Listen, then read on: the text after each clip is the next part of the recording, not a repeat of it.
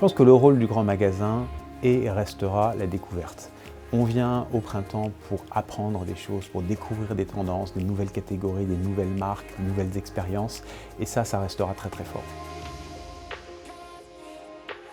Je pense que l'e-commerce ne va pas effacer le rôle du retail. Les gens auront besoin d'aller dans des magasins physiques.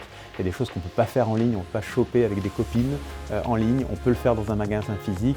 Et donc le rôle des grands magasins, c'est justement d'apporter cette connexion humaine, cette connexion physique à un achat.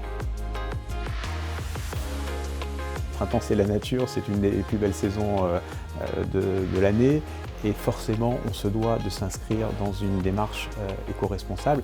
Quand je dis éco-responsable, pour nous, il y a deux sujets. Il y a le sujet responsabilité sociale, donc inclusivité, s'assurer que, quelle que soit votre morphologie, quelle que soit votre origine, quel que soit votre âge, vous êtes bienvenu au printemps. Et ça, c'est vrai de nos employés, c'est vrai de nos clients, ça doit vraiment refléter partout.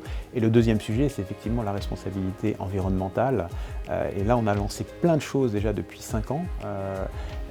Beaucoup de chantiers, 34 chantiers en fait, depuis 5 ans qui touchent les différents sujets avec beaucoup de résultats. Par exemple, on livre nos magasins uniquement avec des camions qui fonctionnent au gaz naturel. Mieux, différemment, moins, pour nous, ça va être traduit dans cette notion de circularité. Alors la circularité, c'est beaucoup de sujets pour nous. C'est mettre en avant des marques complètement circulaires, donc des marques qui utilisent des matières recyclées notamment. Faire nous-mêmes de l'upcycling. On a fait des expériences où on a pris des produits au Printemps Paris, des manteaux au Printemps Paris qui étaient invendus. On les a donnés à des jeunes designers qui ont mixé ça avec de la jeanerie vintage pour beaucoup de succès.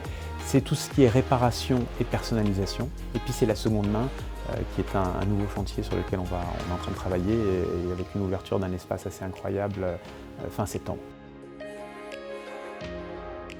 À l'ouverture en mai, on a décidé de mettre l'accent sur le cadeau. On pense que le cadeau, c'est toute l'année.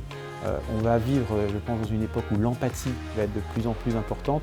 J'espère que les dîners en ville vont reprendre et du coup amener des petits cadeaux. Et je veux qu'au printemps, on trouve des bouteilles de champagne, mais pas que.